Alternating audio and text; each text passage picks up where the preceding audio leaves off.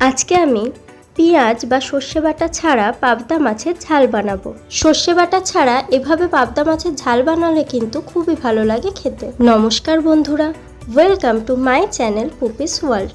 আমি এখানে মিডিয়াম সাইজের পাবদা মাছ নিয়ে নুন হলুদ মাখিয়ে নিয়েছি। এবার কড়াইয়ে সর্ষের তেল গরম করে মাছগুলোকে ভেজে নেব। গরমের দিনে এভাবে পাবদা মাছের ঝাল বানালে এটা শরীরের জন্য যেমন উপকারী, তেমন খেতেও কিন্তু খুবই ভালো লাগে। তেলটা দেখো ভালো মতো গরম হয়ে গেছে। এবার একটা একটা করে মাছগুলোকে কড়াই দিয়ে আমি ভেজে নিচ্ছি। এই মাছগুলো ভাজার সময় কিন্তু অবশ্যই ঢাকা দিয়ে মাছটা ভাজবে, তাহলে তেল ছিটে আসবে না। এবার দেখো এখানে দুটো টমেটো আর কিছুটা ধনেপাতা নিয়ে নিয়েছি। টমেটো আর ধনেপাতাটা ছুরি দিয়ে কুচিয়ে নিচ্ছি, আর সাথে এখানে 3টে কাঁচা লঙ্কাও চিড়ে নিয়েছি। মাছ ভাজাটা একটা সাইড হয়ে গেছে, আর একটা সাইড উল্টে আবারও একইভাবে ঢাকা দিয়ে ভেজে নেব। আর এই মাছটা কিন্তু হালকা করে ভাজতে হবে, কড়া করে ভাজলে মাছের স্বাদটা চলে যায়। এবার আমি মাছে দেওয়ার জন্য মশলাটা বানিয়ে নিচ্ছি।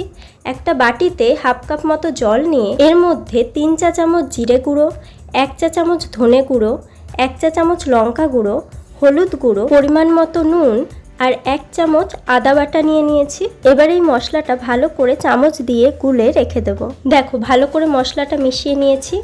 এবার এদিকে আমার মাছ ভাজাটাও হয়ে গেছে। এই মাছগুলো কিন্তু খুবই নরম হয়, তাই মাছগুলো ভেজে তোলার সময় খুবই সাবধানে তুলতে হবে যাতে ভেঙে না যায়। মাছগুলো তুলে নিয়েছি। কড়াই যে তেলটা আছে তার মধ্যে কালো জিরা আর কাঁচা লঙ্কা ফোড়ন দিয়ে দিয়েছি। যে টমেটোগুলো আমি কেটে রেখেছিলাম সেগুলো কড়ার মধ্যে দিয়ে টমেটোগুলো একটু ভালো করে ভেজে নিচ্ছি। গ্যাসের ফ্লেম লোতে রেখে টমেটোগুলো একটু নরম করে ভেজে নিয়েছি। এবার বাটির মধ্যে যে মশলাটা বানিয়ে রেখেছিলাম সেই মশলাটাও এর মধ্যে দিয়ে দিচ্ছি। বাটিতে যেহেতু একটু মশলা লেগে আছে তাই একটু জল দিয়ে ধুয়ে সেই মশলাটাও দিয়ে দেবো। এবার গ্যাসের ফ্লেম লো টু মিডিয়ামে রেখে মশলাটা খুব ভালো করে কষিয়ে নিচ্ছি।